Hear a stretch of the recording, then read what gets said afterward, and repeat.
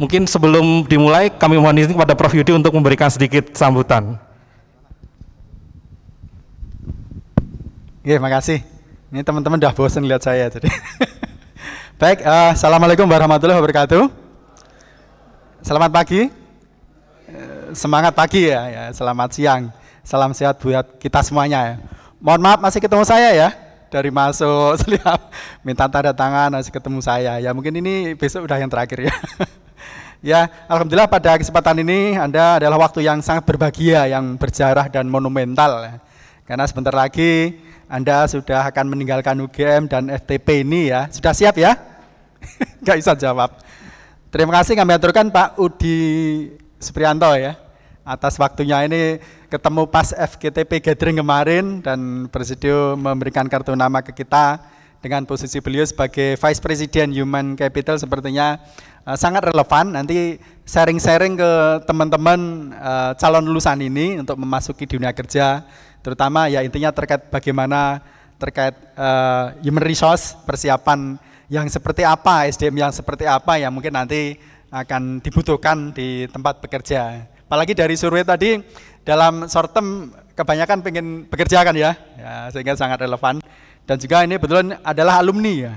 Alumninya kebetulan sama saya TPHP, cuma kok bisa menduduki Vice President di Human Capital ya, agak nyambung. Tapi itulah TP, itulah UGM, jadi suatu saat Anda mungkin akan seperti itu ya. Meskipun dari TP, TIP, ya bisa jadi suatu saat jadi bupati atau jadi anggota DPR atau jadi perusahaan bidang ya jasa atau apa IT ya, nggak mustahil, itu hebatnya kita ya, atau manusia bisa berkembang.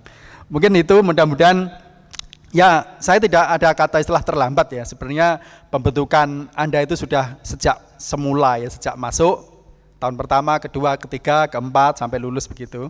Namun ya di akhir-akhir ini juga tidak ada salahnya dan saya harap bisa kita petik manfaatnya ya untuk menerima transfer ilmu, sharing ilmu di fakultas kita ya. Karena setelah itu udah lulus, nggak akan dapat lagi. Silakan nyari sendiri dari luar TP ya. Kecuali Anda akan lanjut S2 mungkin di TP lagi. Mungkin begitu Pak Udi. Terima kasih. Mudah-mudahan sharing-sharing nanti sangat bisa berguna membantu kita dan karir Bapak akan lebih baik ke depan, lebih sukses dan kesehatan Bapak bagus ke depannya juga.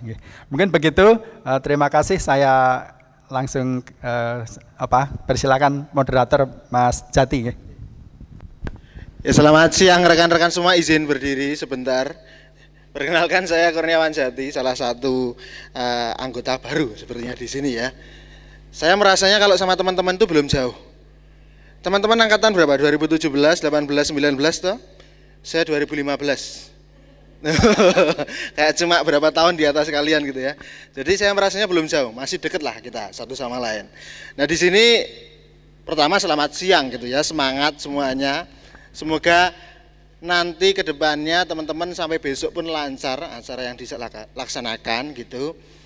Di sini tentunya pagi ini kalau teman-teman siang ini gitu, kalau teman-teman sudah duduk di sini tentunya pasti besok akan melaksanakan yang namanya upacara pelepasan wisudawan dan wisudawati. Tandanya berarti teman-teman sudah melalui proses panjang yang namanya kuliah, skripsi dan lain-lain. Banyak pengalaman yang didapat, banyak ilmu yang didapat. Tentunya itu diharapkan bisa digunakan di lingkungan kerja atau dunia nyatanya nanti. Nah, di sini kita ditemani nanti Pak Udi Suprianto selaku Vice President Human Capital dari PT Angkasa Pura Logistik gitu. Yang akan mungkin sharing terkait pengalaman, mungkin gimana up and down-nya, ataupun nanti wejangan yang mungkin bisa diberikan ke rekan-rekan semua, yang insya Allah bermanfaat ke depannya untuk teman-teman gunakan di dalam dinamika teman-teman berkutat di dunia kerja ataupun di dunia nyata setelah ini begitu nje. Mungkin adakah? Oh ya, mungkin sebelumnya saya izin membacakan CV singkat begitu ya dari Pak Udi Suprianto. Nah, Pak Udi Suprianto asalnya Klaten, ternyata tidak jauh ya Pak ya dari Jogja ya Pak ya, dari Klaten, di mana Pak Udi ini juga salah satu lulusan dari FTP UGM tahun 89 ya Pak. kemudian pengalaman kerjanya ada di Sari Husada, kemudian habis di Sari Husada ternyata sudah main di logistik nih bapaknya, ya di logistik, sewa logistik, kemudian pada saat ini menjabat sebagai Vice President Human Capital di PT Angkasa Pura Logistik, di mana itu sepertinya di anak perusahaannya PT Angkasa Pura 1 ya. Jadi monggo nanti teman-teman silahkan mendengarkan, kemudian kalau ada yang ingin ditanyakan monggo dicatat kemudian ditanyakan. Tanpa berpanjang-panjang saya sampaikan kepada Pak Udi Suprianto, waktu saya persilahkan. Kita berikan aplaus teman-teman semua. Bismillah, duduk atau berdiri? Monggo duduk juga boleh. Biar semangat. Bismillahirrahmanirrahim. Assalamualaikum warahmatullahi wabarakatuh. Salam sejahtera, selamat siang. Yang saya hormati Profesor Dr. Yudi Pranoto, STPMP, semoga tidak salah ya Prof. Bener ya? Kemudian yang saya hormati juga Mas Jati, dosen termuda ya ini ya. Dan saya panggilnya apa ini enaknya? Kalau adik kok jauh banget, kalau anak kok saya kelihatan tua banget gitu kan. Ini apa nih? Adik aja ya. Ya, adik-adik yang lagi berbahagia. Mumpung masih bisa berbahagia, karena setelah besok langsung kecut gitu kan, karena statusnya bergeser dari yang sebelumnya mahasiswa menjadi pengangguran. Alumni bukan pengangguran, karena pasti ada 1-2 yang udah bekerja gitu kan. Nah, saya bangga dengan teman-teman semuanya ini, adik-adik semuanya, karena apa? Pertama saya melihat itu Prof. Kamaryani, itu adalah zaman saya kuliah dulu ya Prof ya, zaman kuliah dulu. Teman saya ujian, kalau dulu itu namanya PUP, kalau sekarang apa namanya ya? Satuan Operasi Perancangan Pabrik. Beliau ujian 20 kali baru lulus. Kebayang nggak? Sekarang nggak ada ya? Nggak ada kan? Paling 1-2 lulus gitu ya. Dulu 20 kali baru lulus. Beliau, Prof. Kamaryani. Doa semoga beliau diterima di sisi yang terbaik lah buat beliau, top. Oke, teman-teman. Kenapa saya bangga? Karena saya punya anak 4. Keempat-empatnya nyoba masuk ke TP, nggak ada yang nembus. Berarti kalian memang hebat, kan gitu. Iya deh. Selamat dulu dong. Kebetulan saya dan istri saya produk inbreeding, produk dari sama-sama TP juga. Tapi sayangnya anak saya nggak ada yang di UGM, Prof. Malu saya, Prof. Jadi saya gagal ya, Prof ya. Oke. Apalagi yang perlu saya kenalin? Kalau dari tadi yang disampaikan Mas Jati terkait dengan sejarah tentang karir saya, memang agak unik gitu ya. Seorang food technologist masuknya ke, kalau Sari Husada masih relevan ya. Begitu masuk ke logistik udah agak jauh.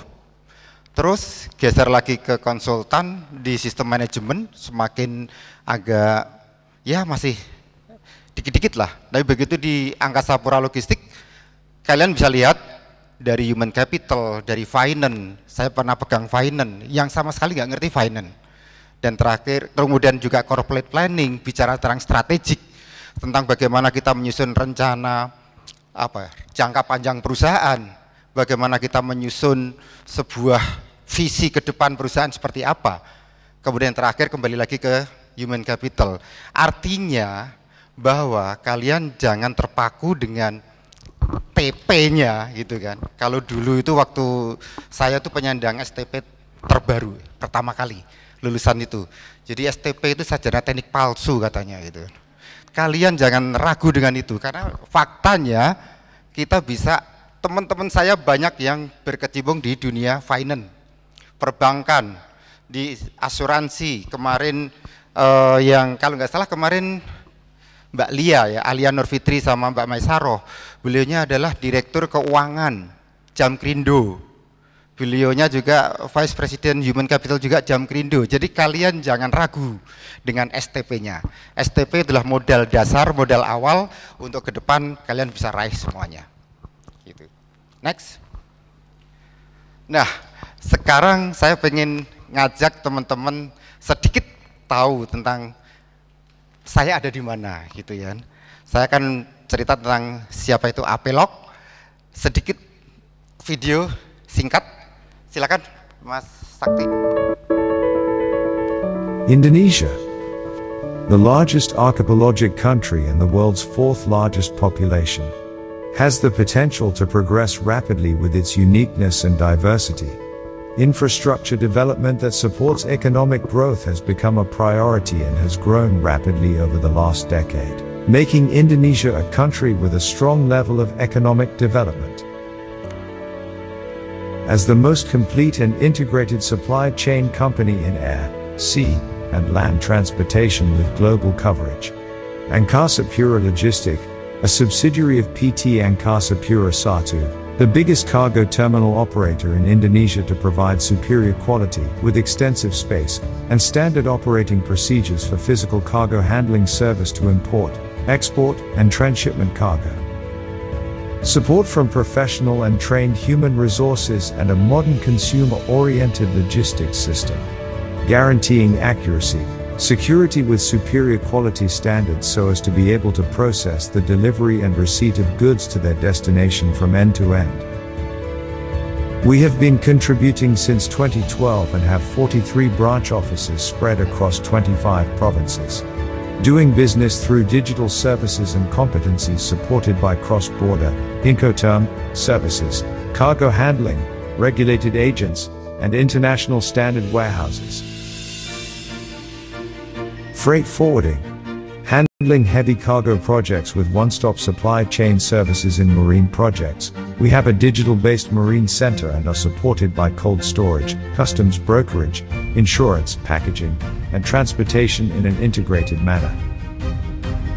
Contract logistics, warehouse and distribution, delivering supply chain solutions and end-to-end distribution services. Air freighters, serving flights and cargo shipping for both retail and charter goods and unlimited types of commodities. Regulated agent has been certified by the Ministry of Transportation, guaranteeing the security of air cargo that will be handed over to airlines by issuing a digital-based consignment security declaration, CSD, using the Reborn Cargo Terminal Information System, SHITEC.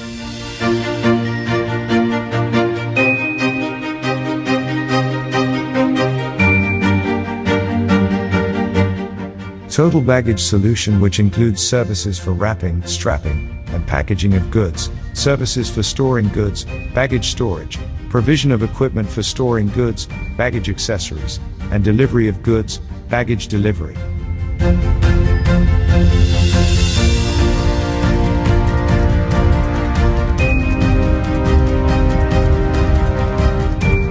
To serve premium package and cargo shipments that require special handling, such as dangerous goods and high-value shipments. Siap Express serves them safely and quickly.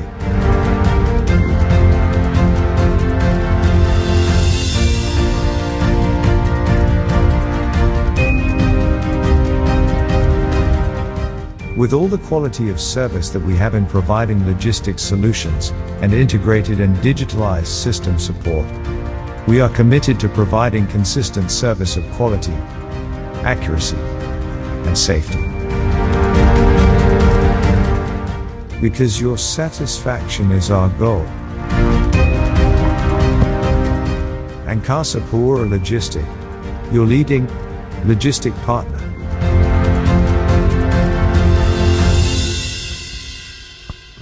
Ya, itulah kami, Angkasa Pura Logistik. Jadi kalau teman-teman kemarin nonton MotoGP, ya logistiknya kami yang handle. Kalau teman-teman pernah lihat H2O, H2O, GP yang ada di Danau Toba, kita juga yang handle. Kemudian sekarang U17 untuk mobilisasi barangnya kita juga yang handle. Jadi banyak yang kita kelola terkait dengan logistik ini dan itulah tantangan tersendiri. Nanti kita bisa diskusi, kalau ada yang tertarik dengan logistik bolehlah, ya bolehlah. Nanti kalau dari sisi kalian itu sebetulnya yang lebih menarik lagi itu adalah untuk perishable logistik. yang selama ini di apa ya, pakarnya beliaunya Prof Kuncoro. Prof Kuncoro ini kan dia jagonya di perishable ya, dia perishable logistik. Nah itu memang khusus. Nah, nanti tentang logistik bolehlah cerita-cerita, nanti tanya-tanya silakan. Kalau ada yang tertarik, saya buka lowongan nggak ya? Bolehlah, nanti kontak-kontak sesama alumni harus itu. Ya, next. Nah, kita Angkasa Pura Logistik ini sebetulnya ada dalam satu ekosistem yang kita sebut namanya Injourney. Injourney ini adalah sebuah BUMN. Jadi Indonesia itu jumlah BUMN-nya dulu itu ratusan, banyak banget. Nah, mulai dekade terakhir ini dilakukan holdingisasi sehingga beberapa BUMN digabung menjadi beberapa holding. Nah, kita berada di dalam satu holding namanya Injourney. Injourney ini lebih bicara tentang aviasi dan tourism. Jadi lebih ke wisata. Siapa aja di dalamnya? Di dalam Injourney itu ada 4 klaster, ya, ada subholding 4 klaster. Yang satu adalah Injourney Airport. Kalau Bapak Ibu tahu Angkasa Pura 1, Angkasa Pura 2 itu adalah bagian dari kita. Kemudian Injourney Aviation Services, di dalamnya ada kami, Angkasa Pura Logistik, Angkasa Pura Kargo dan lain-lain. Kemudian ada juga Injourney Destination Management. Itu yang kalau teman-teman siapa yang pernah pacaran di Candi Prambanan? Pasti nggak ada ya, nggak berani. Takut putus kan? Nggak canda. Itu udah masuk di sini. ITDC itu yang MGPA itu yang MotoGP, kemudian Sarinah. Tahu ya Sarinah ya? Kalau anak-anak sekarang kelihatannya agak nggak kenal nih Sarinah ini. Kemudian Inna Hotel, juga aerowisata yang flight catering yang ada di bandara, itu adalah masuk dalam Injourney Destination Management. Dan yang terakhir adalah Injourney Airline, di mana di dalamnya ada Garuda, Citylink, Pelita Air, itu adalah bagian dari Injourney. Jadi kita adalah ekosistem aviasi dan tourism. Jadi kalau ngomongin tentang udara, kita lah di sana, ya. Nah, di IAS sendiri yang di klaster yang nomor 2 itu ada berapa di dalamnya? Ada 7 atau 9 lah. Kita punya 160 stasiun yang tersebar di seluruh Indonesia. Ada di 55 kota. Ada 33.000 karyawan yang kita kelola. Kebayang ya teman-teman ya. Juga ini yang menarik, bahwa 70% dari karyawan kita adalah di bawah 40 tahun. Artinya milenial. Kalian masuk di sana. 70%. Sehingga strategi pengelolaan human capital atau SDM-nya juga akan bergeser dari zaman saya atau Prof Yudi, itu sangat berbeda dengan mengelola kalian. Seperti itu. Nah, nanti bagaimana? Nanti next-nya. Lanjut. Nah, kalau kita bicara tentang Angkasa Pura Logistik, itu kita punya ada berapa itu? Ada 8 atau 9 gitu ya. Line bisnis, mulai dari terminal kargo. Kalau adik-adik pernah ke bandara naik pesawat, itu kan kalau orang kan jalan sendiri, betul ya? Masuk ke terminal, check-in, boarding, masuk pesawat, jalan sendiri, betul ya? Tapi kalau barang, bagasi, siapa yang jalanin? Kalau barang bisa jalan sendiri nggak? Nggak bisa kan? Nah, itu kita yang jalanin. Di kargo terminal itulah kita yang mengelola barang-barang yang dikirim melalui pesawat udara. Kemudian regulated agent. Regulated agent ini adalah unit pemeriksaan keamanan penerbangan. Jadi barang-barang yang diangkut oleh pesawat udara harus dipastikan aman. Siapa yang memeriksa? Regulated agent. Jadi teman-teman nggak usah ragu, naik pesawat, insya Allah dijamin aman. Kemudian total baggage solution juga sama di bandara. Kalau teman-teman masuk ke terminal, kemudian ada yang wrapping bungkus bagasi atau bungkus koper. Nah, itu juga bisnis kita di sana. Kemudian cargo agent itu adalah kita jualan surat muatan udara atau tiket barang biar bisa diangkut pesawat. Freight forwarding itu adalah pengiriman barang-barang kargo-kargo dengan spesifikasi khusus yang extra large misalnya, atau yang project-project seperti MGPA, MotoGP, kemudian apalagi pengiriman, misalnya kita pernah pengiriman trafo dengan berat sekian puluh ton ke daerah tertentu, terpencil, PLN. Nah, itu juga kita juga kelola di sana. Kemudian custom clearance antar negara, ya itu udah cross border, itu adalah fungsi dari freight forwarding. Kemudian air freighter kita mainnya kalau di sini nggak terlihat karena kita mainnya di timur. Di Papua itu pengiriman batu bata itu lewat apa coba? Ada yang tahu? Semen, kapal? Enggak. Pengiriman batu bata, semen, dan yang lainnya itu pesawat. Kebayangan kalian di sana? Jadi dari Sentani nanti mau ke Merauke, mau ke mana? Iya, ke pegunungan yang di atas semuanya pakai pesawat. Jadi itu yang kita main di sana di air freighter di Papua. Mobil naik pesawat. Mobil naik pesawat, solar naik pesawat. Jadi kalau di sana beli 1 liter solar atau bensin harganya 50.000 itu ya wajar naiknya pesawat ya. Kemudian kontrak logistik ini adalah warehousing. Jadi pernah nggak teman-teman pernah ke Sarusada nggak yang di Kemudo, Prambanan? Belum ya? Wah, harusnya main ke sono, mau nggak ada Pak Joko itu. Nah, di sana ada warehouse gede 3, yaitu raw material, packaging, sama finish product. Nah, kontrak logistik kita main di sana, ya, mengelola warehousing. Kemudian kurir express ini adalah dooring, pick up dan dooring, seperti kayak kalau teman-teman kenal GNT, GNI, Tiki, itu kita main juga di sana. Dan terakhir maritim lain. Nah, ini yang produk baru kita itu adalah yang di laut.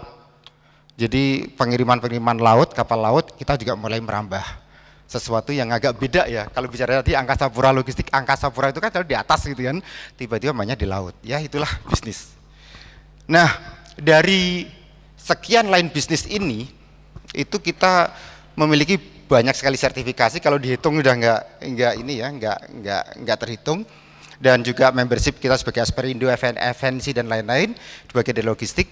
Dan total employee kita yang kita kelola saat ini itu adalah 1.900-an, nantinya menjadi 33.000 yang tadi kita sebutin. Dan core value kita adalah akhlak. Jadi inilah menjadi standar kita semua. Kalau PNS apa Mas Jati? Berakhlak ya? Berakhlak ya, bukan? Iya, berakhlak kan? Ya. Itulah gambaran tentang Angkasa Pura Logistik. Lanjut. Gambarannya adalah seperti ini bisnisnya. Jadi kalau kita ngomongin logistik itu berarti kan pergeseran atau perpindahan atau moving barang dari satu titik ke titik yang lain. Nah, kita Angkasa Pura Logistik layanannya adalah end to end, dari customer to customer. Semuanya kita main di sana. Mulai dari kurir, warehousing, mulai dari screening tadi, regulated agent, terminal kargo, kemudian terbang, air freight, muncul lagi terminal kargo di penerima, warehousing lagi, dan dooring atau last mile. Gambarannya seperti itu, logistik secara umum, itu yang kita lakukan. Lanjut, Mas. Sekarang, posisi human capital di mana? Gitu kan. Posisi human capital di mana dari seluruh proses bisnis yang kita sampaikan di atas? Bahwa konsep sekarang human capital sudah mengalami revolusi atau evolusi yang cukup cepat ya. Mulai dari dulu kita kenal sebagai kepegawaian, kemudian administrasi personalia gitu kan. Kemudian ada human resource, sekarang human capital. Nah, terakhir adalah business partner. Apa itu business partner? Berarti human capital, mengelola orang ini bukan kita mengelola orangnya, tapi kita mengelola orang sebagai partner dari bisnis. Konsepnya adalah bahwa seluruh bisnis itu pasti terkait dengan satu, siapa? Customer, betul nggak? Bisnis selalu terkait dengan customer. Siapa customer kita? Orang. Bisnis berjalan, bisa jalan sendiri? Pasti ada yang jalanin. Siapa yang jalanin? Orang. Kita menggunakan vendor, ya kan? Kita butuh bantuan vendor. Siapa yang jalanin? Orang lagi. Semuanya itu related dengan orang, sehingga proses bisnis ini semua itu posisi dari human capital ada sebagai partner bisnis karena dia yang menggerakkan itu bisnis semua. Sehingga konsepnya adalah kalau kita bicara framework dari bisnis partner itu mulai dari bisnis konteks, di mana di sana ada internal konteks dan eksternal konteks. Pas sudah belajar ya pasti ya untuk strategi bisnis. Di sana ada visi misi, ada kemudian apa lagi? Ada strategi, ada bisnis proses, ada KPI, itu yang internal. Kemudian eksternalnya ada apa lagi? Ada pestel, ya toh, apa political, apalagi economical, social, teknologi, kemudian apa? Legal, regulatory. Itu adalah eksternal konteks. Itu semua yang kita sebagai seorang human capital harus bisa memotret itu, sehingga kita tidak bisa mengelola orang kalau kita tidak tahu perkembangan teknologi di luaran. Kita tidak bisa mengelola orang kalau kita nggak ngerti regulasi yang terakhir sekarang seperti apa. Sehingga kita dalam mengelola human capital itu, kita harus menjadi partner dari bisnis dan kita semua harus kuasai internal konteks maupun eksternal konteks. Nah, besok kalau teman-teman berkesempatan untuk menjadi bagian dari corporate planning yang akan merancang rencana jangka pendek, jangka panjang perusahaan, akan merasakan di sana bagaimana kita mengelola data, source data baik internal maupun eksternal, kemudian strategi bisnisnya mau seperti apa, kita mau ke arah mana, nah itu di sana semua. Nah, di sana kemudian kita bicaranya adalah human capital management system kita saat ini seperti apa. Kemudian dengan adanya tuntutan dari bisnis konteks dan teknologi, maka kita akan mengukur capabilities gap kita seberapa dalam human capital management itu sendiri. Sehingga dari sana kita bisa menyusun human capital program, roadmap, sehingga di dalamnya ada bagaimana kita strategi talent management, bagaimana kita akan mengelola talent, ya kan? Mutasi orang, penempatan orang, the right man on the right place, at the right job, kemudian bagaimana kita people development-nya, program training, TNE-nya kayak apa, dan seterusnya. Konsepnya itu semua, itu adalah framework human capital dalam konteks business partner. Seperti itu teman-teman, jadi nggak lagi kita ngomongin HR itu ya HR ngurusin absen aja. HR itu pokoknya yang penting bayar gaji. Nggak lagi seperti itu konteksnya. Tapi HR dikelola dengan melihat konteks-konteks bisnis tadi. Itu yang penting dan itu yang terjadi sekarang. Sehingga kalau kita tidak mengikuti perkembangan itu, maka akan tertinggal dan kita tidak akan bisa menyiapkan resource dalam bentuk people tadi untuk menggerakkan bisnis. Itu tantangannya. Dan ada tantangan satu lagi yang terakhir, yaitu tidak muncul di situ, apa itu? Generasinya sekarang udah berubah. Ya, generasi TikTok, generasi IG, generasi sekarang Twitter ganti apa namanya? X ya. Ya, ganti X ya sekarang ya. Jadi kalau dulu nge-tweet gitu, kalau sekarang X. Ya, jadi itu juga menjadi bagian dari konteks bagaimana kita mengelola orang gitu. Seperti sekarang kita punya tantangan misalnya. Dulu zaman Prof Yudi saya gitu, dibentak atasan, dikejar deadline, di tekanan yang tinggi, tough, bisa, dia akan berlari gitu. Tapi anak sekarang langsung, Pak besok saya resign Pak. Bener itu terjadi, bener terjadi itu. Jadi saya itu kadang usil gitu kan. Saya kan sukanya usil gitu kan. Saya kerjain ini anak manja nih. Ya dapat ini anak manja gitu. Kerjain aja usil gitu kan. Udah Pak bisa resign ya Pak. Jadi apa ini? Rasa daya juangnya yang memang anak sekarang sangat berbeda. Karena apa? Situasinya memang sangat berbeda ya. Kalau zaman dulu kita kan, kalau Prof Kunchoro itu kenapa saya selalu cerita sama Prof Yudi, Prof Kunchoro itu adalah sangat berjasa bagi saya karena dulu saya lulus itu karena beliau. Dulu itu komputer nggak ada men. Komputer masih 486, 386. Sekarang udah Intel Core dan udah macam-macam. Dulu itu 486 belum ada Pentium. Dulu printer masih dot matrix yang red gitu kan. laser printer itu adalah barang mewah dulu. Dulu LCD ada, nggak ada ya Prof ya? Adanya OHP. Kalian pasti nggak kenal OHP.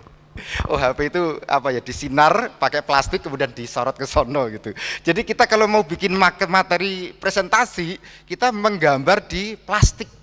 Di plastik itu kita gambar gitu kan. Kebayang ya kalian? Gambar kemudian kita tampilkan. Ya dulu adanya printer laser itu, jadi kita bisa ngeprint di plastik. Itu mewah sekali itu, keren sekali. Bukan tulis tangan itu keren banget itu zaman itu. Kerasa ya. Jadi zaman dulu, sehingga orang generasi bukan baby boomer ya, apa Prof? Generasi setelah itu ya, bukan baby boomer. Itu memiliki daya juang yang tinggi. Jadi mereka untuk bisa sekolah kalau perlu jalan kaki, ya kan?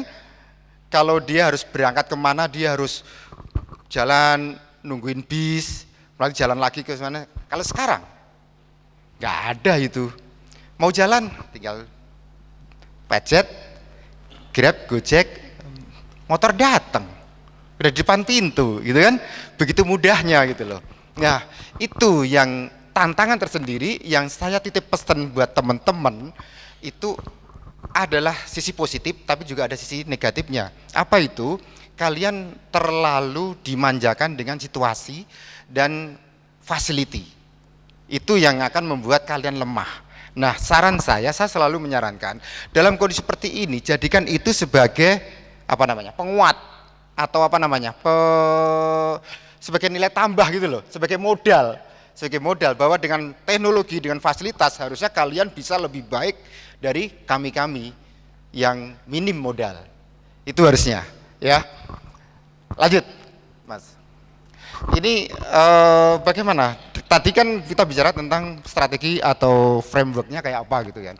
Nah ini bagaimana kita menerjemahkan itu ke dalam program sehari-hari dalam pengelolaan human capital, ya toh, bahwa kita di Injourney Group itu memiliki strategi One Human Capital System. Jadi yang tadi di depan tadi ada AP1, Angkasa Pura 1, Angkasa Pura 2, ada Garuda, ada Pelita, kemudian ada TWC, kemudian ada ITDC, ada Angkasa Pura Logistik dan lain-lain tadi, itu menjadi satu kesatuan. Artinya orangnya pun itu menjadi satu. Jadi misalnya saya sekarang ada di Angkasa Pura Logistik, bisa jadi besok saya ditugaskan ke TWC, besok bisa ditugaskan lagi ke Sarinah. Itu disebut dengan talent mobility. Jadi sekarang tidak lagi karyawan itu melekat pada satu entitas tertentu, tidak.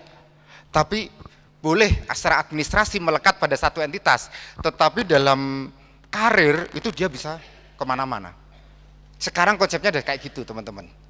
Jadi misalnya kalian misalnya melamar di Sinarmas Group misalnya gitu ya. Sinarmas Group kan ada minyak, ada telekomunikasi, kemudian ada lagi properti, banyak lagi lah ya, FNGG, banyak lagi di Sinarmas Group. Kalian bisa jadi, kalau konsepnya ini adalah mungkin terdaftar di Sinarmas vegetable oil misalnya gitu ya, Sisimas gitu. Tapi dalam penugasan karir bisa jadi pindah ke properti, pindah ke mungkin ke manufaktur yang gitu kan, produksi gitu. Sekarang udah kayak gitu teman-teman. Jadi kita sudah nggak bisa, saya maunya ke perusahaan X, nggak bisa lagi sekarang. Karena sekarang modelnya adalah holding, konsepnya holding. Dan sekarang human capital rata-rata strateginya udah mulai bergeser menjadi one human capital system. Ada berapa pilar? Kalau di kita ada 4 pilar, yaitu yang pertama adalah people, culture, organization, dan enabler. Bagaimana people ini kita mengelolanya dalam satu grup tadi yang saya ceritakan. Kemudian kan culture, karena kita BUMN udah pasti akhlak menjadi culture utama, nanti diturunkan sesuai dengan proses bisnis dan spesifikasi bisnis kita masing-masing. Kemudian organisasi adalah realizing lean and agile organization. Ini ada tantangan tersendiri karena kebanyakan struktur organisasi disusun bukan atas kebutuhan. Jadi kalau kita ngomongin struktur organisasi kan ada direktur utama, ada direktur operasi, direktur komersial, direktur apalagi keuangan gitu kan. Kemudian di bawahnya ada unit-unit apa dan seterusnya. Nah, itu kebanyakan disusun umumnya kayak gitu, maka dibuatlah seperti itu. Sementara struktur organisasi itu adalah bentuk wujud dari gambaran organisasi itu sendiri. Jadi tidak ada struktur yang salah, yang ada adalah struktur yang tidak tepat. Jadi harus fitting dengan prinsip organisasi atau prinsip bisnis kita. Makanya di sini Lean and Agile Organization itu menjadi satu strategi khusus di dalam mengelola bisnis. Jadi organisasi harus agile, harus lincah, harus mudah beradaptasi, harus mudah bergerak dan seterusnya di sana. Kemudian enablernya apa aja? Ya macam-macam. Bagaimana kita membangun employee branding. Teman-teman harus bisa membranding dirinya sendiri. Itu tantangan tersendiri. Nanti itu paling gampang terlihat pada saat kalian mengirim CV. Kelihatan sekali.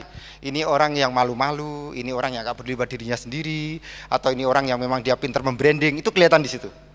Dan kita sebagai orang HR, kita kelihatan, waduh, ini sebetulnya punya potensi, tapi sayang ini nggak bergerak. Oh ini masih dia berada di di blind area. Oh ini adanya di open area, itu akan terlihat nanti di situ. Ya, itu CV itu adalah satu lembar sheet gitu ya, satu sheet di mana itu dampaknya cukup signifikan karena first impression seorang HR yang dilihat adalah CV, bukan ijazah, bukan transkrip, tapi CV. Bagaimana seseorang menampilkan dirinya sendiri, bagaimana saya bisa menjual diri saya, itu di CV. Ya, itu nanti hati-hati pesan saya, buat CV sebagus mungkin. Bagus itu tidak harus ini ya, maksudnya bagus itu bukan wah saya kan nggak pintar desain, bukan itu. Tapi bagus itu bagaimana kita bisa menyampaikan atau menginformasikan bahwa inilah saya gitu. Ya. Next. Nah, ini adalah capaian-capaian kita bahwa kita mendapatkan dari SNI Award 2022-2023, kemudian kita juga top human capital, kemudian di internasional itu di IBA International Best in Award. Ini adalah capaian-capaian yang kita raih dengan perjuangan yang tadi Mas Jati nanya, Aplog itu berdiri kapan sih Pak? Aplog itu berdiri 2012. Berarti baru 11 tahun, tapi kita berlari cukup kencang di sana. Ya, itu kita bicara tentang Aplog. Next. Sekarang saya pengen belajar atau bicara dengan teman-teman semuanya. Lanjut, Mas. Oke. Tadi di depan tadi kan kita sampaikan ya bahwa pada saat kalian harus membranding itu, kalian harus tahu siapa kalian. Setuju nggak? Setuju ya? Berarti menggali potensi diri. Bagaimana kalian bisa menggali potensi? Banyak cara. Ya dari hobi, kegemaran, dari sharing, dari coba hal baru gitu kan, atau juga membaca dan lain. Pastikan gali sedalam mungkin, semaksimal mungkin potensi diri kalian. Harus itu. Sebetulnya itu bisa dilakukan pada saat kalian berada di bangku kuliah. Melalui apa? Melalui himpunan mahasiswa, melalui kegiatan-kegiatan seminar, melalui apapun itu adalah upaya untuk menggali sebetulnya potensi diri kalian. Dan itu akan tercermin di CV kalian. Ada pertanyaan, nanti pasti ada pertanyaan. Pak, itu kan biasanya informasi lowongan, itu kan disebutin di sini berpengalaman 3 tahun, seperti itu kan? Wah berarti nasib kita para fresh graduate gimana nih Pak? Ada nggak yang pernah berpikir seperti itu? Ada ya? Ada ya? Itu kan selalu kalau ada lowongan informasinya berpengalaman 3 tahun. Nah kita kan baru fresh graduate Pak. Berarti saya nggak akan dapat kalau kayak gini. Betul seperti itu? Iya kan?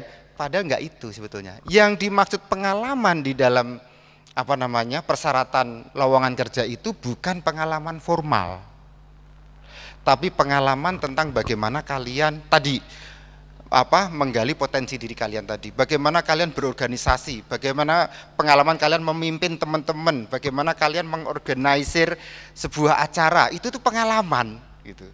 Jadi pengalaman itu bukan kok saya kerja di PT X sekian tahun, bukan. Bukan itu, tapi bagaimana kalian bisa menjelaskan kepada kita, para HR itu, bahwa saya waktu kuliah kemarin itu pernah Pak mengelola sebuah expo dengan cakupan sekian, pesertanya sekian ribu atau sekian ratus, pengunjungnya sekian puluh ribu. Untung nggak rugi? Rugi Pak, ya nggak apa-apa. Gitu loh. Tapi itulah pengalaman, itu yang kalian jual.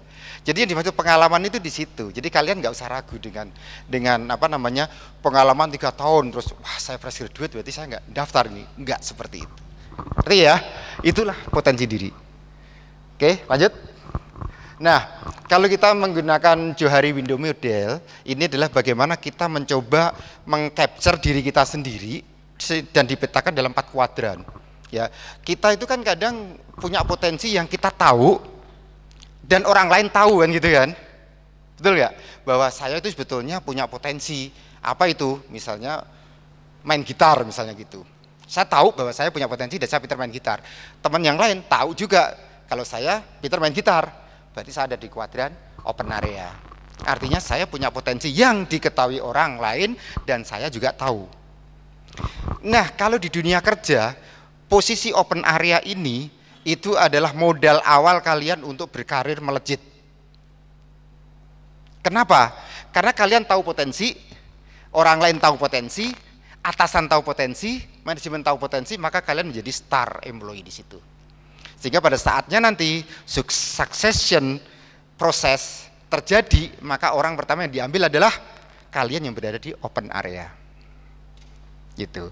Nah, kalau di hidden area apa? Hidden area itu gini. Saya punya potensi dan saya tahu saya punya potensi. Tapi orang lain nggak ngerti apa potensi saya. Kenapa? Karena mungkin saya nggak pernah menampilkan atau mengeluarkan potensi saya gitu kan. Sehingga yang tahu cuma saya sendiri gitu. Wah, itu sayang banget. Karena kalau di dunia kerja, orang pinter, dia pinter tapi nggak terlihat gitu. Posisi ini sayang. Itu. Nah, kalau dari si human resource, dari si HC seperti kami, itu tantangan untuk mencari yang hidden area ini.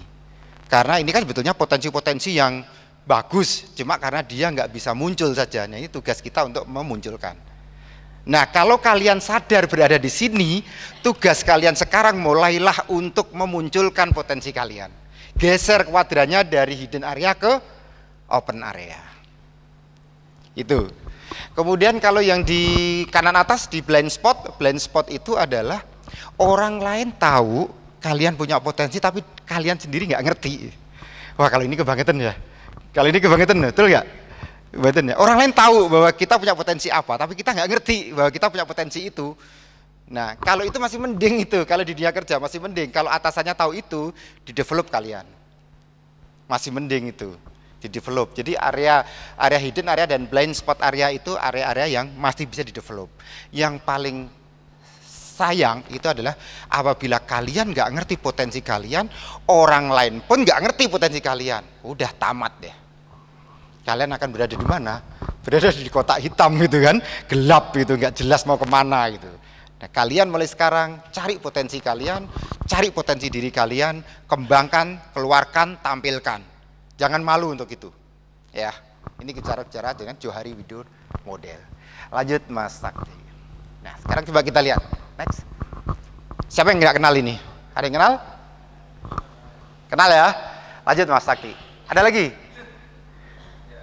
Kenal? Sebagai apa?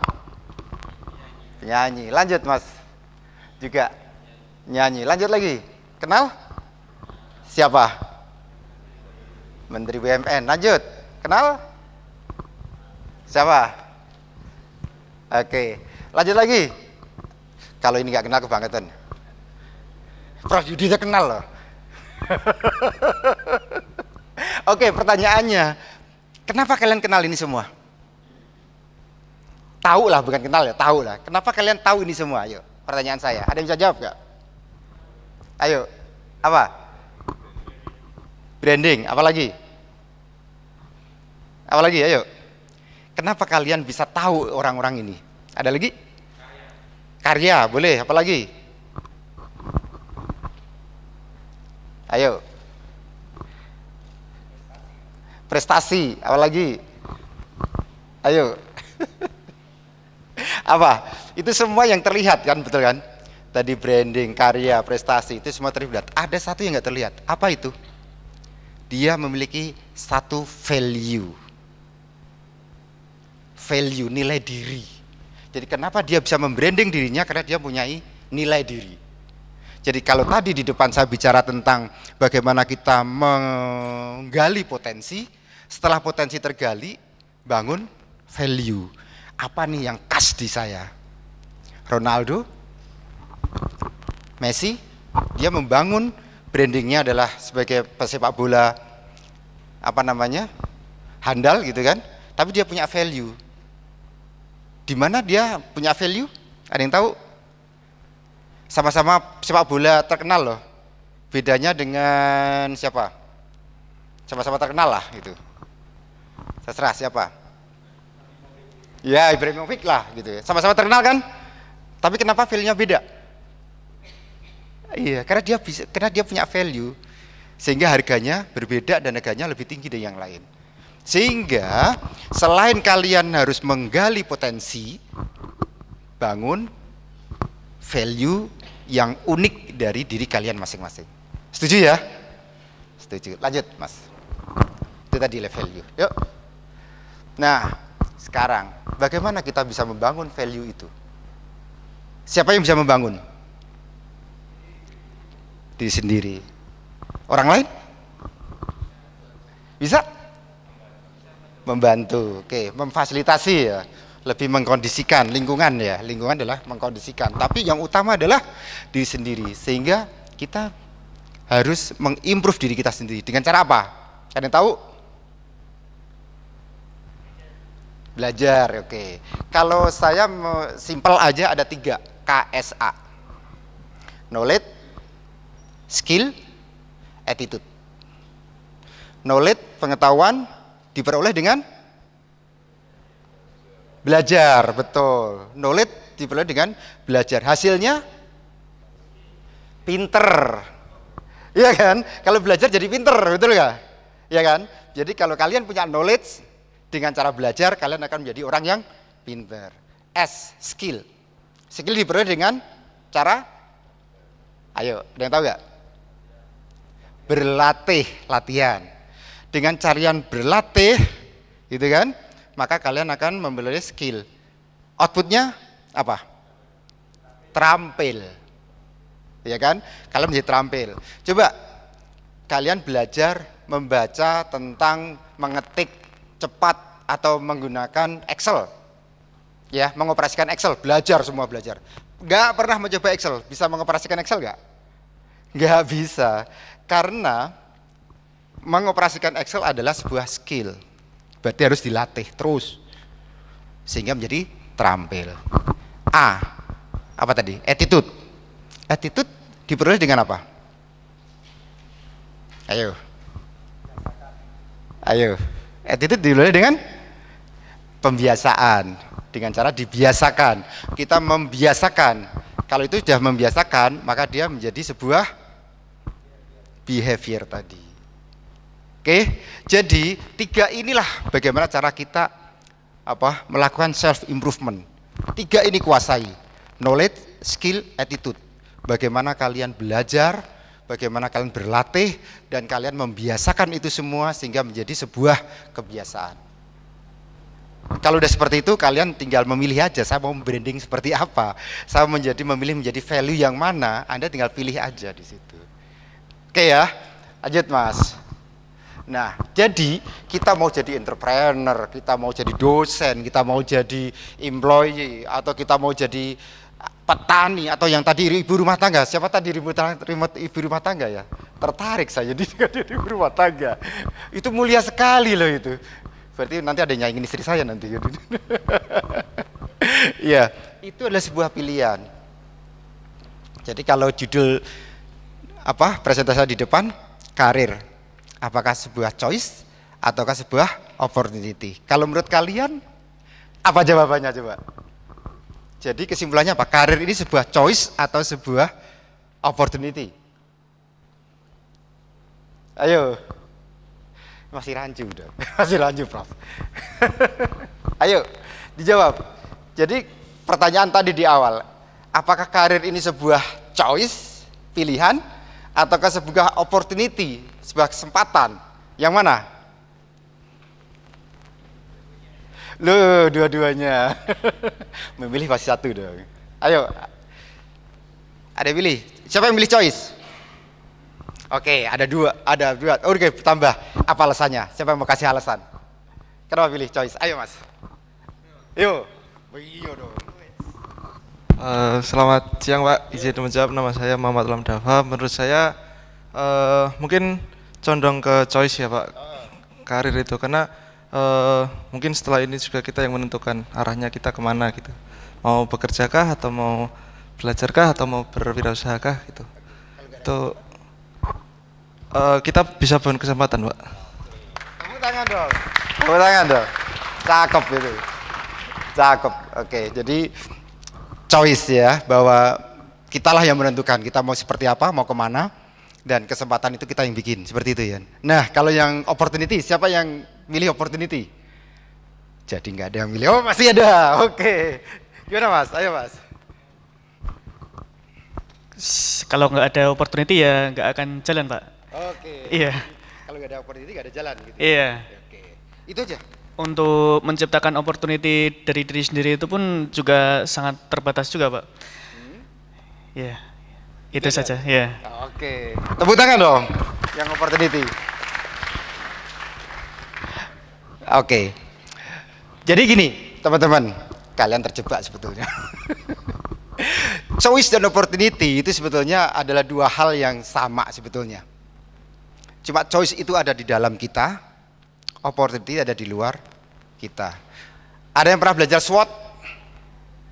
Nah ya, strength, weakness, opportunity, threat. Oke, saya tanya, apa bedanya weakness sama threat? Weakness dari dalam, threat dari luar. Sama dengan strong dan opportunity. Strength itu adalah dari dalam, opportunity dari luar. Sama dengan tadi. Choice itu ada di kita, karena kita yang mengendalikan pilihan itu. Opportunity itu ada di luar. Jadi pilihannya kita yang mengendalikan atau kita yang dikendalikan. Itu aja pilihannya. Jadi kalau yang memilih choice berarti memilih untuk saya akan mengendalikan. Mengendalikan saya mau kemana dan opportunity apa yang akan saya buat. Dengan segala konsekuensinya tadi. Bahwa meskipun pilihan itu dari kita, toh juga ada prasyarat yang harus dipenuhi. Betul. Bahwa opportunity itu selalu ada prasyarat yang harus dipenuhi, kan, prerequisite, betul ya. Dan itulah kelebihan kalian dengan menggali potensi diri, dengan membangun value, itulah cara kalian untuk mengatasi apa tadi? Prasyarat dalam opportunity tadi. Oke, paham ya? Jadi itu seperti apa ini? Telur sama ayam, duluan mana gitu kan? Telur sama ayam duluan mana? Sama nih, choice sama opportunity ini yang mana gitu, sama. Tapi kalau saya selalu mengingatkan pada teman-teman semuanya, mulailah dari apa yang ada di kita, apa yang bisa kita kendalikan, apa yang bisa kita kelola, itu yang kita pegang. Jadi itu yang kita mulai. Jadi jangan memulai sesuatu dengan bergantung dari luar kita, karena itu tidak bisa kita kendalikan. Setuju ya? Oke, setuju? Oke, lanjut. Nah ini sama lah, ini kira-kira. Pernah ya baca ini ya? Siapa yang pernah? Siapa yang pernah ngalamin? Ayo, siapa yang pernah ngalamin kayak gini? Ya kan, Alkisah kan gitu kan, Alkisah. Ada bapak ibu peternak, dia mau menjual keledai. Keledai kan kecil ya, kuda kecil ya. Dinaikin lah dari rumah ke pasar. Di jalan dilihat orang. Wih, itu orang tega amat ya, keledai sekecil itu dinaikin berdua. Akhirnya si bapak bilang, ya udah bu, kamu turun, biar saja naik. Jalan lagi, orang ngomong lagi, itu laki nggak punya apa namanya, iya nggak punya sense sosok. Istrinya suruh jalan, dia naik kuda apa naik keledai gitu. Karena dengar itu, oh ya udah gantian bu, kamu yang naik, saya yang jalan. Jalan lagi, ada yang ngomongin lagi tetap. ternyata dia laki-laki yang takut istri gitu kan, isti ya nih, kata nih suami takut istri gitu. Salah lagi dia, akhirnya dua-duanya turun kan gitu kan, dua-duanya turun ini, ya udahlah kita turun semua jalan kaki. Orang akan ngomong lagi, itu kok bodoh amat ya itu orang ya, punya keledai nggak dinaikin gitu kan. Jadi apapun yang kalian lakukan, orang akan menilai dari sisi negatifnya, selalu itu. Ya, apapun yang kalian lakukan pasti dari sisi negatif yang akan dilihat. Sekarang tinggal pilihan kalian akan melihat dari luar atau dari dalam. Itu aja pilihannya. Itu Anda yakini yang mana? Anda memiliki potensi, Anda memiliki value, ya kan? Anda memiliki pilihan di mana nanti opportunity menjadi muncul karena itu semua adalah up to kalian semuanya. Itu ya. Lanjut. Nah, untuk itu semua berarti kalian harus membekali diri hard skill dan soft skill. Kalau hard skill itu ya sesuatu yang ya bisa dilihat lah, keterampilan, strategi mengetik atau menyusun apa, semua yang sifatnya itu kita bisa latih, kita bisa pelajari, itu ada di hard skill. Tapi kalau soft skill itu adalah bagaimana muncul dari dalam, bagaimana kita melihat pemecahan masalah itu bisa dipelajari, tapi aplikasinya susah itu. Karena kalian harus mengalami, makanya disebut dengan pengalaman kan gitu kan. Itulah dalam setiap lowongan pekerjaan selalu pengalaman sekian tahun. Pengalaman itu adalah wujud atau sesuatu yang kalian bertunjukkan pada kita bahwa saya pernah mengalami ini loh Pak. Nah itu ada di soft skill yang kayak pengen kita lihat sebetulnya. Paham ya teman-teman ya. Jadi pengalaman itu yang pengen kita lihat itu dari soft skillnya. Karena soft skill ini nggak bisa dilihat. Kalau misalnya hard skill kan, oke, sekarang coba deh, ini ada laptop, aku buatin, ini ada Excel, tolong buatin rumus bagaimana menghitung PPh 21 misalnya gitu. Kita bisa lihat di situ. Tapi kalau bagaimana kalian mengatasi masalah, bagaimana kalian memimpin orang, bagaimana kalian mengarahkan tim, kan nggak bisa di situ. Nah itu adalah bisa dengan pengalaman dialami tadi. Ya, satu hal yang saya selalu titipkan kepada semua, terutama anak-anak muda, itu adalah satu, integritas. Kalian punya value, punya potensi, punya kesempatan, punya pilihan, jaga integritas. Integritas ini apa sih sebetulnya? Integritas ini paling gampang ya jujur, paling gampang itu aja. Amanah, itu paling simpel aja. Bahwa kita komitmen pada satu pilihan yang kita ambil. Itulah integritas. Dan itu adalah kunci sebetulnya teman-teman. Di dalam dunia kerja, sepinter apapun kalian, selihai apapun kalian, kalau nggak punya ini, mohon maaf, udah pasti tersingkir. Udah pasti tersingkir. Jadi kalian nggak usah ragu bahwa saya nggak pintar-pintar amat, jaga ini, maka nilai kalian akan melejit tinggi. Ya, integritas. Gampang diomongin, susah dijalanin. Apalagi nanti kalau misalnya tiba-tiba muncul di depannya ada duit segepok gitu kan, tiba-tiba Pak ini ada ini, Pak ini ada ini, susah banget nih ditolak. Gitu. Tapi jaga kalian itu, ya. Jadi saran saya tadi kalau Mas Sakti tadi udah bilang 2-5 tahun ke depan seperti apa, setting goal mulai sekarang. Kalian harus punya tujuan kalian mulai sekarang apa? Jangka pendek, jangka menengah, dan jangka panjang. Setting mulai sekarang. Karena kalau kalian tidak men-setting, tidak memiliki tujuan, maka kalian tidak tahu mau melangkah kemana. Udah semakin berantakan. Jadi salah biasa. Saya selalu katakan salah itu biasa. Nggak ada yang sempurna, gitu kan? Salah biasa. Gagal, coba lagi. Tapi kalau kalian tidak memulai dari sekarang, apapun itu, ya udah tamat, kiamat gitu kan, the end gitu. Karena kalian tidak akan pernah bisa mendapatkan sesuatu karena sama sekali nggak melangkah gitu. Jadi kuncinya adalah, saya punya pengalaman. Kalau ini pengalaman pribadi. Jadi saya waktu itu masuk ke sebuah warehouse, gudang. Saya dihadapkan ada 3 data. Hasil stok opnam fisik, hasil pencatatan manual, administrasi, dan hasil pencatatan secara sistem. 3-tiganya angkanya beda. Saya disuruh mengelola gudang itu. Kira-kira mana nih yang harus dipakai? Hari ini masih mikir, tunda besok lah. Besok, tunda besok lagi lah.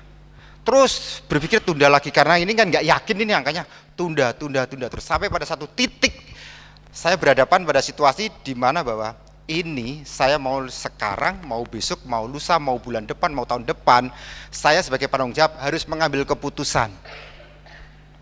Disitulah saya mendapatkan value itu, bahwa keputusan itu nggak bisa ditunda. Keputusan harus diambil dengan segala resiko. Tapi saya udah menghitung dari 3 pilihan tadi, resikonya yang ini A, ini B, ini C, dan seterusnya. Saya berpikir apa? Kalau saya ambil keputusan sekarang dan ternyata keputusan saya salah, ketemunya itu salahnya adalah 1 minggu yang akan datang, gitu kan? Maka saya punya kesempatan untuk memperbaiki itu. Tapi kalau saya menunda 1 minggu ke depan baru mengambil keputusan dan ternyata keputusan itu salah, saya udah kehilangan waktu 1 minggu. Apalagi saya tidak mengambil keputusan, semakin kehilangan waktu itu. Itu pengalaman pribadi. Jadi jangan takut ambil keputusan, jangan takut untuk melangkah, pede aja, yakin aja, jalan aja, ya. Next. Dan yang terakhir, yang nggak kalah penting, ya, ini yang nggak kalah penting. Yaitu kalian semua ada di sini karena siapa? Orang tua. Jadi orang tua mungkin tidak pernah menuntut kalian akan menjadi seperti apa. Tapi mereka di rumah sono punya harapan besar pada kalian semua. Bukan untuk menjadi direktur, bukan untuk menjadi presiden, bukan menjadi ini, tapi menjadi orang yang terbaik bagi kalian sendiri. Jadi presiden cuma 1, jadi nggak mungkin kalian presiden, ini presiden kan gitu kan, kecuali presiden kedoprak atau presiden apa gitu kan. Jadi kalian punya peran masing-masing dan jadilah peran itulah peran terbaik yang membanggakan orang tua kalian. Itu aja yang terakhir dari saya. Terima kasih. Kita diskusi, Prof. Oke, terima kasih. Kita berikan aplaus teman-teman semua. Banyak sekali yang disampaikan dan tentunya kita tahu bahwa tadi tidak cuma ilmu yang digunakan dalam dunia kerja, pengalaman sangat penting, attitude itu penting. Tadi ada KSA, knowledge, skill, and attitude, gitu kan? Kita sudah belajar, sudah punya pengalaman yang mungkin bisa dilatih lagi, dan attitude yang bisa dibiasakan menjadi behavior. Nah, di sini teman-teman kita buka sesi pertanyaan untuk teman-teman yang ingin bertanya ataupun menggali. Tadi sudah disinggung juga, ternyata CV itu penting ya. 1 lembar penting banget, bisa menilai kalian. Siapa tahu teman-teman ada yang mau menanyakan terkait itu kah ataupun terkait hal lain yang mungkin memang erat dengan kalian. Terus siapa tahu bisa seperti slide terakhir tuh, memberikan harapan yang besar ataupun mengharapkan yang tinggi untuk kalian ke orang tua kalian. Ya, ada yang ingin bertanya? 1, 2, 3 mungkin. Kita lengkapi 1 lagi. 1, 2. Oke, 2 dulu. Oke, 3 orang. Siap. Boleh mbaknya dulu. Mbaknya, nanti Mas sampingnya Bu saya, kemudian kakaknya di sana.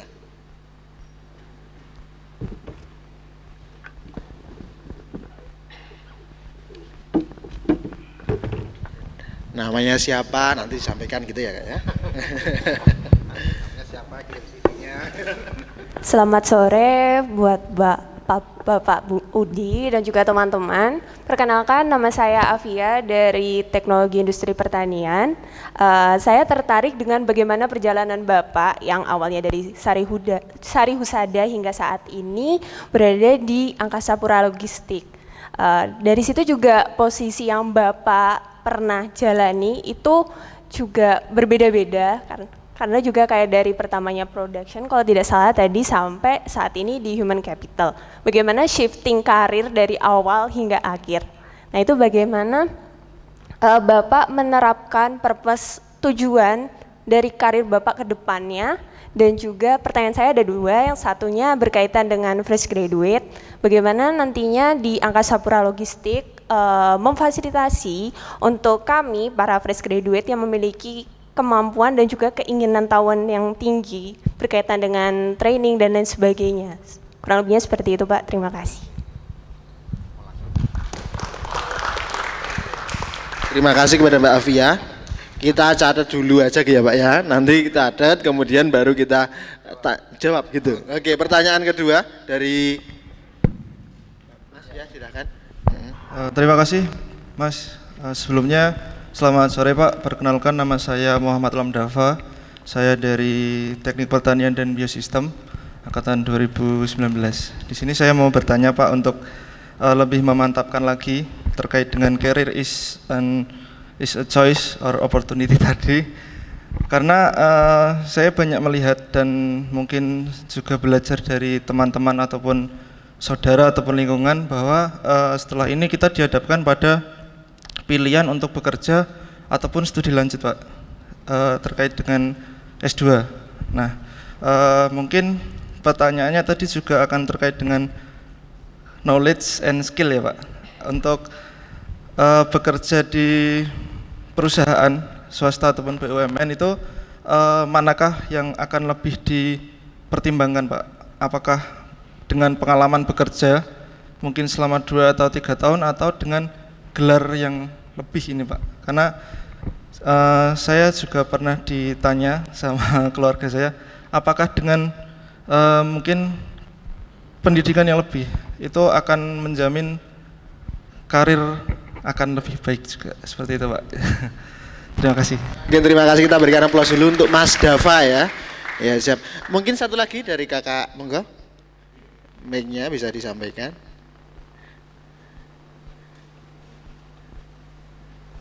Sebelumnya terima kasih, perkenalkan nama saya Fitri. Saya tertarik di CV tadi Pak, kebetulan Bapak di human gitu. Jadi kalau CV tadi kan pengalaman itu bisa digantikan dengan pengalaman kita di waktu kuliah gitu Pak. Dan kita sebagai mahasiswa itu sering coba-coba, ada kegiatan ini ikut, ada organisasi ini ikut gitu. Dan itu semua mungkin nggak linear gitu Pak. Dan apabila kita ingin apply gitu, itu sebaiknya yang kita apply itu pengalaman yang linear aja, atau semisal kita mencoba banyak itu bisa diikutkan gitu Pak. Terima kasih. Oke, terima kasih Kak Fitri ya. Iya, keren. Nah, ini tadi ada 3 penanya dan sepertinya ada sekitar 1, 2, 3, 4 pertanyaan. Karena pertanyaan pertama ada 2 nih. Oke, pertanyaan pertama dari Mbak Afia gitu. Tadi bagaimana sih Pak shiftingnya gitu kan? Karirnya yang tadi awalnya mungkin ada sampai kepada logistik gitu. Plannya gimana sih kok bisa seperti itu gitu? Oke, yang itu jangan dicontoh. Karena kalau seperti itu nggak akan, kalau di akademik saya nggak dapat gelar profesor ya Prof ya. Karena profesor harus linear. Jadi itulah perjalanan hidup. Dalam artian gini. Gimana sih, susah ya ceritanya ya, agak sedikit personal sih, tapi gak apa-apa, saya cerita aja. Jadi saya dulu orangnya culun gitu kan, pemalu, penakut, rendah diri gitu kan, pokoknya jelek semua lah. Dulu saya sering ikut kegiatan mahasiswa Prof, tapi bukan di pengurus atau di panitia gitu, tapi tim hore. Tujuannya apa? Biar dapat makan gratis. Lu bener itu. Dulu kamar kos saya itu isinya itu adalah alat-alat sablon. Salah sablon. Kalau sekarang kan udah printing semua ya. Dulu sablon itu jadi kartu nama itu kita sablon itu. Kalau nggak gitu saya nggak makan waktu itu gitu. Jadi perjalanan hidup itu membuat sebetulnya pilihan saya, kalau saya jujur, waktu saya sekolah SMA itu saya pengen jadi insinyur elektro. Jadi dulu saya pilihan pertama elektro UGM, pilihan kedua TP, keterima di TP. Kemudian tahun berikutnya saya ikut lagi, pilihan pertama elektro ITB, keduanya elektro UGM, keterima UGM. Jadi saya merasa kok saya jadi apa ini, kasta kedua gitu kan. Yang keterima coba yang pilihan kedua terus gitu kan. Gitu. Tapi bapak saya bilang, udahlah kalau kamu udah di situ jangan pindah-pindah. Nah, jadi orang tua saya dulu mengajarkan saya untuk tidak agile. Jadi kita itu dituntut untuk ya udah gitu aja, udah gitu loh. Udah nggak usah yang macam-macam gitu aja gitu. Nah, dalam perjalanan hidup, pergolakan di dalam diri saya itu bahwa ini bukan saya nih. Ini bukan saya, ini bukan saya, ini bukan saya gitu. Cuma sayangnya itu terjadi pada saat bekerja gitu kan. Sehingga yang pertama saya di Sarusada itu di quality assurance, masih di laboratorium, kita masih periksa apa namanya kadar gula, periksa tentang density gitu kan, masih periksa tekstur, kadar air gitu, masih kayak gitu. Tapi saya merasa ini bukan saya deh gitu kan. Padahal kuliahnya di TP gitu. Jadi aneh juga, sehingga pada satu waktu saya diberi kesempatan untuk belajar sistem manajemen. Jadi waktu itu namanya TQM, Total Quality Management, tahun 90-an itu ngetop banget waktu itu. Dengan Kanban-nya, dengan Kaizen-nya, itu ngetop banget. Di situ saya berkesempatan untuk belajar tentang Total Quality Management. Di situ saya baru merasakan, nah ini nih saya ini, gitu kan. Kelihatannya ini deh saya gitu. Berarti dulu saya kuliah di TP salah ini, kelihatannya gitu. Jadi dari situ saya belajar, sehingga saya mulai belajar tentang sistem, tapi masih muda, masih seumuran kalian, masih idealisme tinggi. Enggak, saya masih punya ilmu TP kok, sistemnya masih sistem TP. Jadi bahasanya ada masalah di formula, saya masuk ke R&D. Ada masalah di perencanaan, saya masuk ke PPIC. Ada masalah di proses, saya masuk ke proses gitu. Nah ini kan sistem ini. Itu kelebihan yang saya alami, karena memang saya tuh orangnya itu kayak reparator gitu. Jadi kalau psikologi tes itu, saya tuh masuk di reparator. Tipe saya itu kayak gitu. Tipe saya tuh suka memperbaiki sesuatu yang nggak benar menjadi benar gitu. Nah, begitu saya dihadapkan pada orang, saya baru kena batunya. Kenapa saya baru kena batunya? Karena ngomongin proses itu di 6 bulan kelar, formula 6 bulan dipelajarin gampang, perencanaan gampang, ini cuma dibikin scheduling. Begitu ngadepin orang untuk bikin dia datang tepat waktu, untuk dia selalu setiap hari happy dan termotivasi, itu tantangan tersendiri ternyata. Disitulah saya mulai belajar tentang hipnotis, NLP, neuro linguistic program, itu ilmu psikologi semua itu. Jadi agak nggak nyambung, Prof. Tapi semua itu adalah otodidak. Itu semua otodidak. Saya belajar warehouse otodidak, saya belajar sistem otodidak, saya belajar tentang psikologi otodidak, semuanya otodidak. Di situ saya belajar, saya ngamatin orang, akhirnya dapatlah 3 tahun, oh cara ngelola orang tuh kayak gini. Nah dari situ, karena keingintahuan itulah sehingga karir saya menjadi loncat-loncat. Nah ternyata saya masih punya terpendam satu. Apa itu? Bahwa selama saya berkarir, saya belum pernah pegang keuangan. Saya belum pernah pegang keuangan. Saya selama berkarir saya belum pernah pegang keuangan. Karena kan kalau fungsi keuangan ini fungsi yang teknikal ya, teknikal sekali ya. Kalau bukan orang keuangan susah lah megang, pasti kan gitu. Ilmunya kan udah khusus gitu, spesifik. Nah di situ begitu masuk ke angkasa pura logistik, dapat tantangan lah, saya disuruh langsung menjadi manajer keuangan. Kebayang nggak kalian? Saya punya target 1 bulan saya harus kuasai itu keuangan. Dan saya berhasil 1 bulan saya kuasai, dan setelah itu justru malah saya bisa memperbaiki tata laksana keuangan menjadi lebih baik, lebih slim, lebih simple, lebih mudah. Itu kelebihannya ternyata. Jadi kelebihannya adalah apabila kita bukan berasal dari disiplin ilmu tersebut, itu kita punya view yang berbeda. Ternyata itu, dan itulah saya. Dan itu mungkin tidak pada kalian. Jadi kalian jangan melihat, kalau itu dilihat sebagai kelebihan boleh gitu ya, tapi kalian jangan tiru itu kalau memang bukan passion. Karena passion saya itu adalah tadi reparator tadi gitu loh. Jadi memang saya spesialis itu sampai sekarang gitu. Jadi sekarang ini saya cerita sedikit bahwa saat ini kami dari 7 perusahaan anak perusahaan tadi dalam proses merger menjadi 1 perusahaan besar. Dan kebetulan saya dipercaya untuk mengelola SDM-nya. Ya itulah memang spesialisasi, kelihatannya gitu Pak Mas Yati. Ya itu ya Mbak, kalau cerita tentang gimana sih kok shiftingnya bisa kemana gitu. Terus saya jadi ingat, kalian masih ingat kalkulus enggak?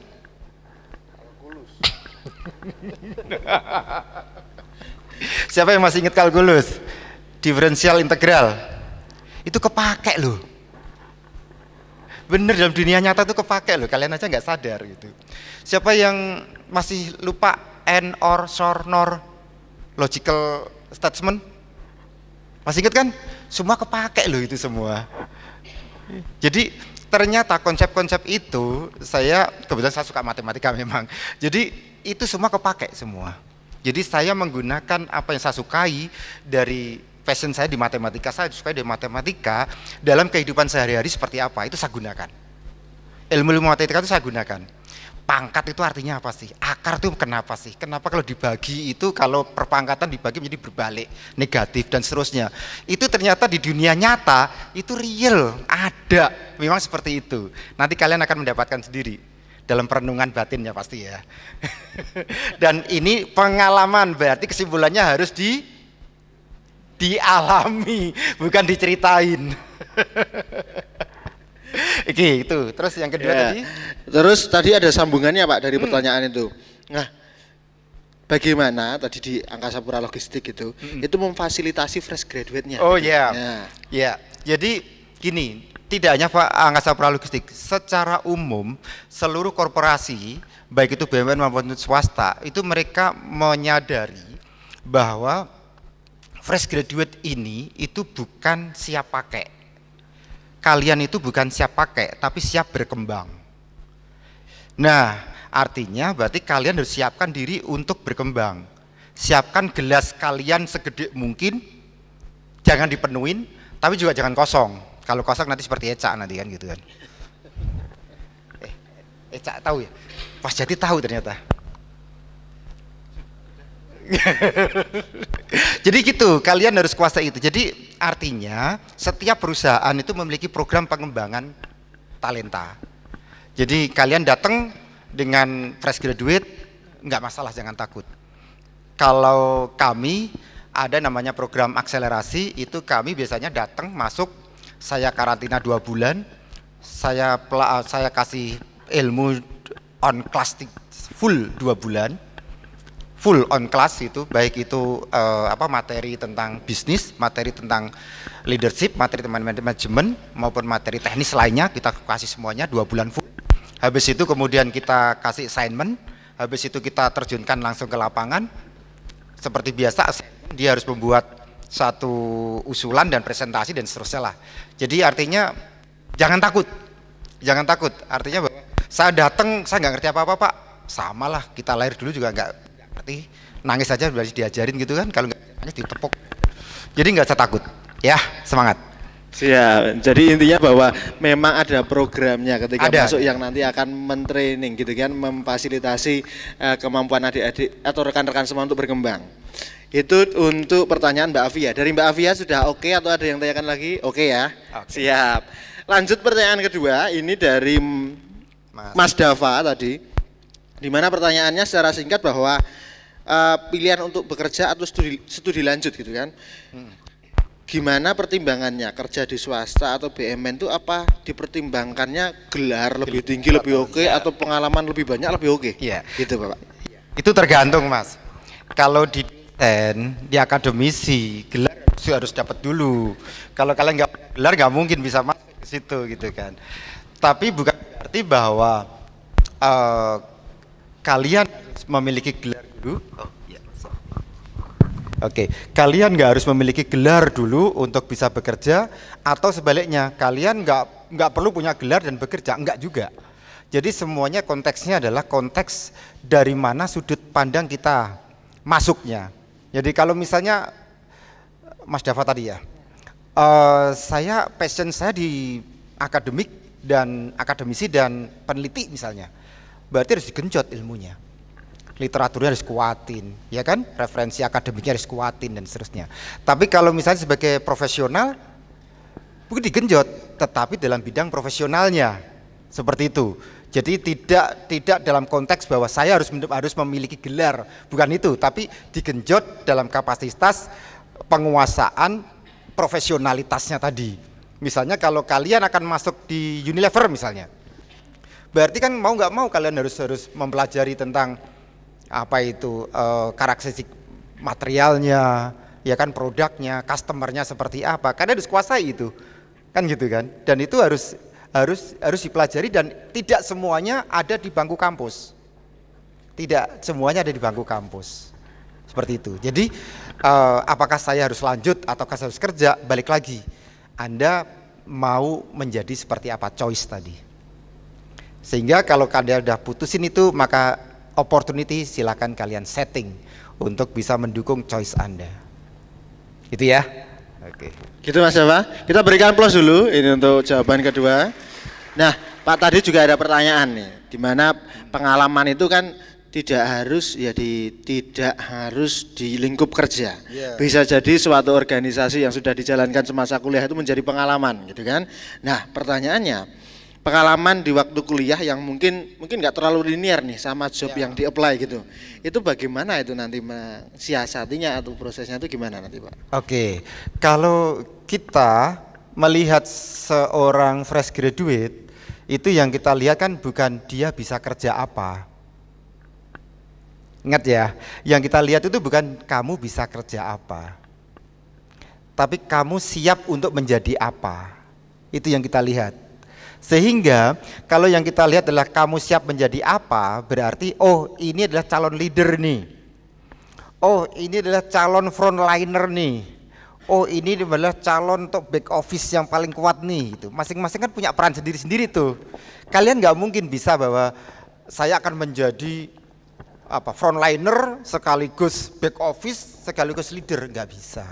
Pasti punya peran masing-masing. Nah itu yang kita capture pada saat proses rekrutmen itu. Ini anak akan punya potensi di mana dia siap menjadi apa, bukan siap mengerjakan apa. Itu. Jadi sehingga pengalaman yang akan kita lihat bukan kamu sudah pengalaman menjadi apa gitu, tapi kamu sudah berpengalaman melakukan apa. Itu yang kita lihat. Bisa dipahami ya, bisa dipahami ya. Jadi saya berpengalaman untuk memimpin teman-teman, Pak. Oh, ini punya pengalaman di leadership. Atau saya punya terbiasa, Pak, membuat acara, mengarrange. Oh, ini organizing nih orangnya ini, kan gitu kan, managing gitu. Atau saya itu orang yang pekerja keras, Pak. Oke, berarti ini adalah eksekutor nih gitu. Jadi orang tuh punya plottingnya sendiri-sendiri. Dan yang kita lihat bukan kok kamu bisa ngerjain ini enggak, bukan itu, tapi kamu oh ini anak siap menjadi apa gitu. Itu ya.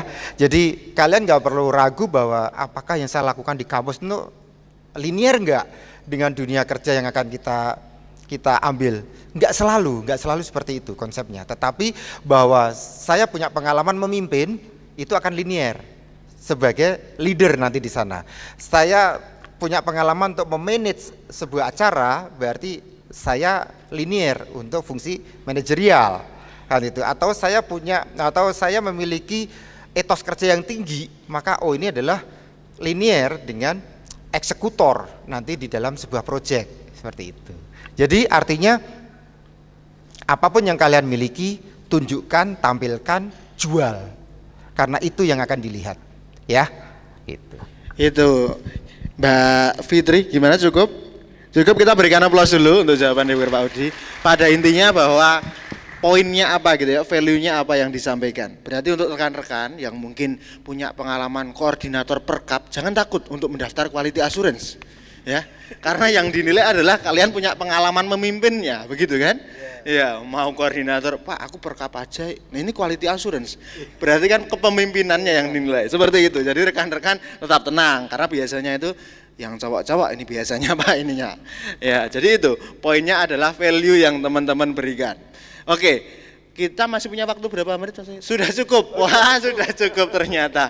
Oke, mungkin ada closing statement dari Pak Udi untuk teman-teman ini yang besok sudah bisa menggandeng bapak ibunya ke sini gitu kan.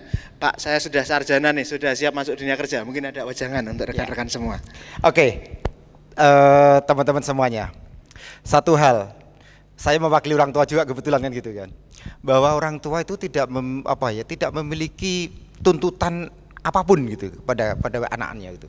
Jadi kami orang tua itu memahami bahwa anak-anak itu punya dunianya sendiri. Kalian memiliki dunia sendiri dan itu bukan dunia kita. Kalian juga tidak mungkin ikut dunia kita juga gitu kan. Nah, artinya bahwa mulai sekarang, apalagi besok dah wisuda tanda petik ya, kalau di dunia real berarti kan kalian juga memwisuda diri menjadi seorang yang sudah dewasa gitu kan. Sehingga jadilah diri kalian sendiri, mulai manage diri kalian sendiri, pimpin diri kalian sendiri, sehingga tidak lagi bergantung kepada orang tua, tanda petik ya, dia bergantung bukan berarti kok langsung lepasnya, tapi maksudnya adalah kalian mulai bisa mengambil keputusan menjadi diri saya akan seperti ini, dan itu yang kalian harus pegang, tunjukkan pada orang tua kalian, dan bahwa saya tidak salah kuliah di TP UGM. Itu yang penting ya. Apa itu? Value. Kalian harus memiliki value. Bagaimana memiliki value? Seperti tadi saya katakan di depan, gali potensi Anda, bangun self knowledge, self performance, self empowering. Kalian harus kuatin di situ untuk memiliki satu value dan jaga value itu dengan integritas. Maka saya yakin menjadi apapun kalian, dimanapun kalian, orang tua kalian pasti bangga. Itu aja dari saya. Salam sukses buat kalian semua. Kita berikan aplaus teman-teman semua. Sayang sekali waktunya sudah habis. Untuk itu waktu saya kembalikan ke Mas Sakti. Terima kasih.